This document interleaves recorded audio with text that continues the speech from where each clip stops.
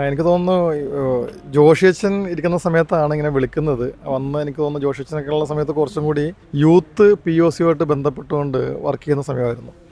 Jesus യൂത്തിലിരിക്കുന്ന സമയത്ത് കൂടുതൽ Jesus youth അംഗങ്ങളെല്ലാം ഇവിടെ വരികയും ഓരോ പ്രോഗ്രാംസെല്ലാം കണ്ടക്ട് ചെയ്യുകയും ഒക്കെ നിൽക്കുന്ന സമയമായിരുന്നു. എനിക്ക് തോന്നുന്നു അത്രയും നാൾ ഒരു യുവജനങ്ങൾ ഇങ്ങനെ POC അധികം അടുപ്പമുണ്ടായിരുന്നില്ലായിരുന്നു. പക്ഷേ ആ ഒരു വർഷം മുതലാണ് കുറച്ചും കൂടി കൂടുതലായിട്ട് എല്ലാവരും വരുന്നത്. അങ്ങനെയാണ് ഞാനും ഇവിടെ വരുന്നത്. അപ്പോൾ ജോഷിയൻ വിളിച്ചു.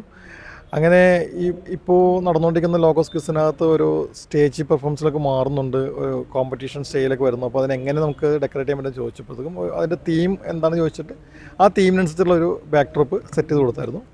ഒപ്പം ഷൂട്ടിങ് നടക്കുമ്പോഴത്തേക്കും ഇന്ന പോലെ ചെയ്ത് കഴിഞ്ഞാൽ ഇന്ന പോലെ നമുക്ക് ചെയ്യാൻ പറ്റും, നന്നായി വരും എന്നൊക്കെ പറഞ്ഞ രീതിയിൽ പറഞ്ഞു കൊടുത്ത് അതിന് ഡിസൈനെ കാണിച്ചു കൊടുത്ത് അങ്ങനെയാണ് അച്ഛനത് ഇഷ്ടപ്പെട്ടു.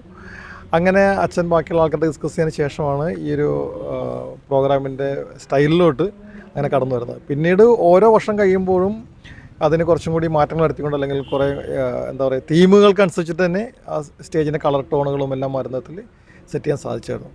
എനിക്ക് തോന്നുന്നു ഞാൻ ഇതിനകത്തേക്ക് ഇറങ്ങി വരാൻ കാരണം ഇപ്പോൾ നമ്മളൊരു ഡിസൈൻ ചെയ്യിപ്പിച്ചിട്ടോ അല്ലെങ്കിൽ മറ്റുള്ള ചെയ്യുമ്പോഴത്തേക്കെല്ലാം എൻ്റെ ഒരു കഴിവാണല്ലോ പുറത്തൊക്കെ വരുന്നത്. പക്ഷേ ഈ കഴിവെന്ന് പറയുന്നത് ദൈവം എനിക്കെന്ന കഴിവാണ്.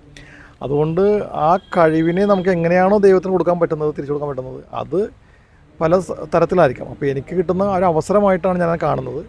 നമ്മൾ പ്രൊക്ലെയിം ചെയ്യുന്നതിൻ്റെ മറ്റൊരു ഭാഗമായിട്ട് എൻ്റെ കഴിവുകളെ കാണിച്ചു കൊടുക്കാനും അത് ആ കഴിവ് ദൈവത്തിന് വേണ്ടി ഉപയോഗിക്കുന്ന ഒരു മേഖലയായിട്ട് ഞാൻ ലോഗോസ് ക്വിസിനെ കണ്ടിരുന്നു. അങ്ങനെയാണ് ഞാൻ എല്ലാ വർഷവും ഇപ്പോഴും അതിന് വേണ്ടിയിട്ട് ആ സമയം കണ്ടെത്തിക്കൊണ്ട് വരാൻ കാരണം അത് തന്നെയാണ്.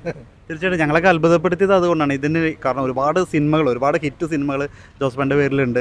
ഈ സിനിമകളുടെ ഇടയ്ക്ക് പോലും ഇവിടെ ലോഗോസ് ക്യൂസ് ഉണ്ടെങ്കിൽ സെറ്റ് ജോസഫേണ്ണാണ്. അപ്പോൾ എന്നോട് അച്ഛൻ പറയുമ്പോൾ സെറ്റ് റെഡിയാണ്, ജോസഫേണ്ണ അതിൻ്റെ ഇത് അയച്ചിട്ടുണ്ടെന്നൊക്കെ പറയും. അപ്പോൾ ഞാൻ ചോദിക്കുന്നത് എങ്ങനെയാണ് ഈ മനുഷ്യർ ഇത്ര തിരക്കിൻ്റെ ഇടയിൽ പോലും, അതും ഒരു ക്രിസ്തീയ മേഖലയിലാണ് ഒരു ലോഗോസ് ക്യൂസിൻ്റെ സെറ്റ്, അതിൻ്റെ ആ ഒരു മനസ്സെങ്ങനെയാണ് അതിൻ്റെ ഇത് വന്നത്? ഞാൻ പറഞ്ഞല്ലോ, നമ്മൾക്കെന്ന് വെച്ചാൽ നമുക്കെല്ലാം ദൈവം തരുന്നതാണല്ലോ കഴിവുകളെല്ലാം. ഇപ്പോൾ ഞാൻ സിനിമയിൽ എത്തിപ്പെടാൻ കാരണം എനിക്കൊരു ബാക്ക് ഡ്രോപ്പ് ഉണ്ടായിരുന്നു. ആ ബാക്ക് ഡ്രോപ്പിൻ്റെ ഉള്ളിൽ നിന്നുകൊണ്ടാണ് ഞാൻ വർക്ക് ചെയ്തപ്പോഴത്തേക്കാണ് സിനിമയിലേക്ക് എത്തുന്നത്. അപ്പോൾ എനിക്ക് കിട്ടിയ കഴിവിനെ ഞാൻ എസ്റ്റാബ്ലിഷ് ചെയ്യുമ്പോഴാണല്ലോ നമുക്ക് അതിൻ്റെ ഒരു ഓപ്പണിങ് കിട്ടുന്നത്. ഇപ്പോൾ എനിക്ക് വരക്കാൻ കഴിവുണ്ട്. ഈ വരക്കാൻ കഴിവുള്ള ഒരാൾക്ക് ബ്രഷ് പിടിക്കാനും പെൻ പിടിക്കാനും പറ്റും.